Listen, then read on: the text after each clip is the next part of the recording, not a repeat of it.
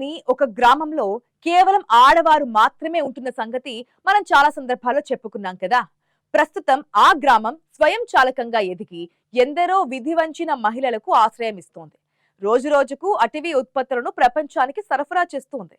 సంబూరు జిల్లాలో దట్టమైన అడవుల మధ్య ఉన్న ఉమోజా గ్రామం ఇప్పుడు ప్రపంచ వ్యాప్తంగా పాపులర్ అయిపోయింది.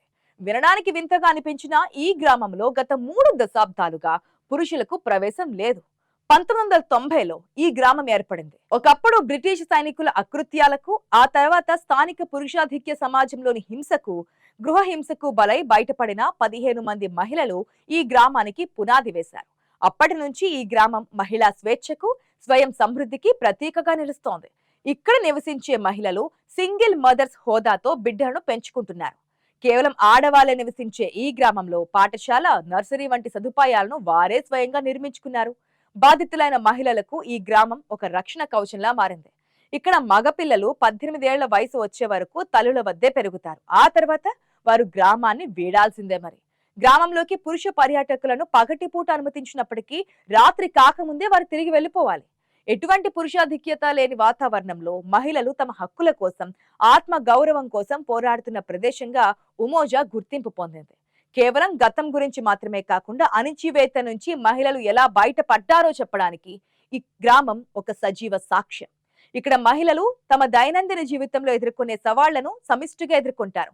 ఏకాకిగా జీవించే వారందరికీ ఇక్కడ ఆత్మీయత లభిస్తోంది. సామాజిక కట్టుబాట్లను ఛేదించి కొత్త సంప్రదాయానికి ఇక్కడ శ్రీకారం చుట్టారు.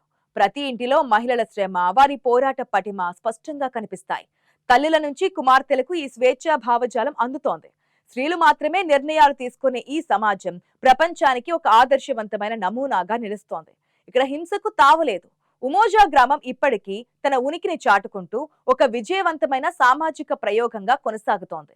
కేవలం అణచివేతకు వ్యతిరేకమైన ప్రాంతంగా మాత్రమే కాకుండా ఇది ఒక పటిష్టమైన ఆర్థిక వ్యవస్థగా ఎదిగింది. ఇక్కడి మహిళలు సొంతంగా వ్యవసాయం చేయడం, కూరగాయలు పండించడం, ఔషధ గుణాలున్న వేప ఆకులతో టీలు, చర్మ వ్యాధుల కోసం మందులను తయారు చేయడం వంటి పనుల్లో నిమగ్నమై ఉన్నారు. ప్రధానంగా పర్యాటకం, తాము తయారు చేసే హస్తకళలు, ఆభరణాల విక్రయం ద్వారా గ్రామం ఆదాయాన్ని సమకూర్చుకుంటోంది. ఈ ఆదాయాన్ని గ్రామీణాభివృద్ధికి, పిల్లల చదువులకు సమానంగా ఖర్చు చేస్తారు. గ్రామంలో ప్రైమరీ స్కూల్ నుంచి ఇంటర్ వరకు విద్య అందుతోంది.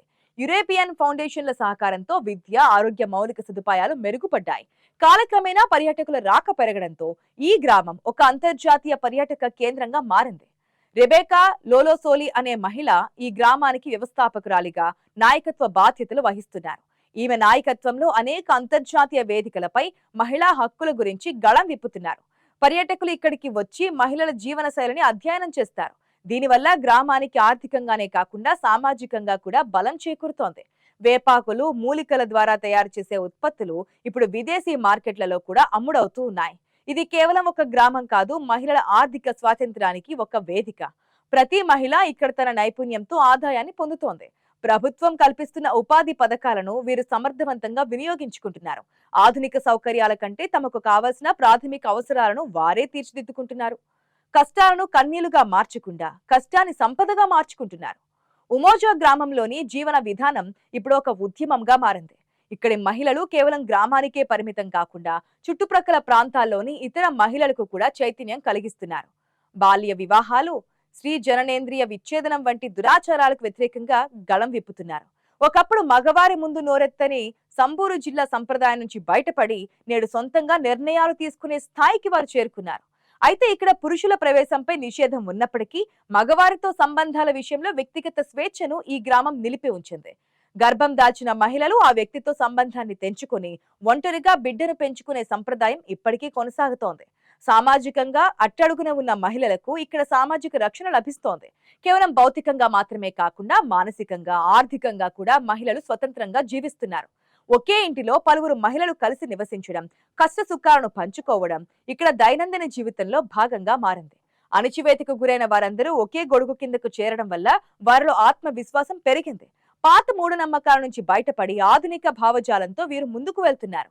అన్యాయం జరిగినప్పుడు ప్రతి ఒక్కరూ కలిసి అందరుగా పోరాడతారు. ఉమ్మడి నిర్ణయాలు తీసుకోవడం వల్ల గ్రామంలో గొడవలకు అవకాశం లేకుండా పోయింది. బయట ప్రపంచంలో మహిళలు పడుతున్న వేధింపులను వీరు నిత్యం గమనిస్తూ ఉంటారు. వీరికి తోడుగా ఇప్పుడు అంతర్జాతీయ స్వచ్ఛంద సంస్థలు కూడా సహకరిస్తూ ఉన్నాయి. ప్రపంచ దేశాల నుంచి వచ్చే నిధులు వీరికి అందేలా చేస్తున్నాయి. స్త్రీ శక్తికి ఉమోజా నిలువెత్తు సాక్ష్యం.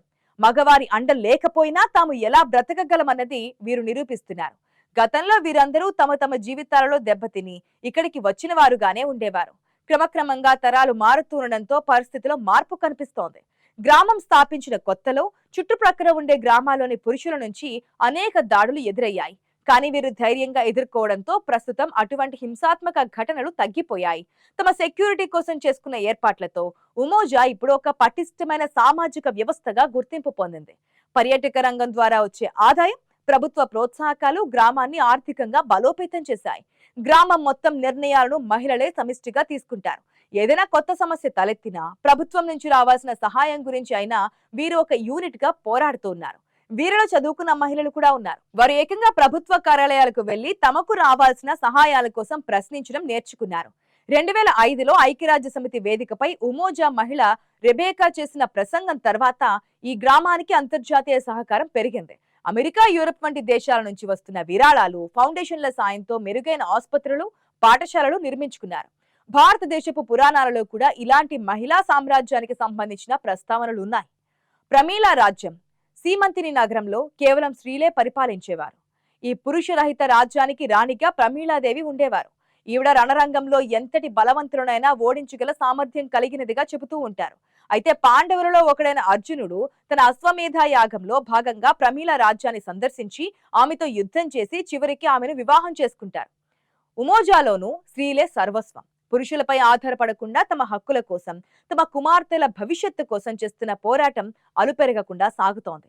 తర్వాతి తరం అమ్మాయిలు తమ తల్లులను, నాయకత్వంలోని మహిళలను చూసి వారసత్వంగా ఈ పోరాటాన్ని కొనసాగించేందుకు సిద్ధమవుతూ ఉన్నారు.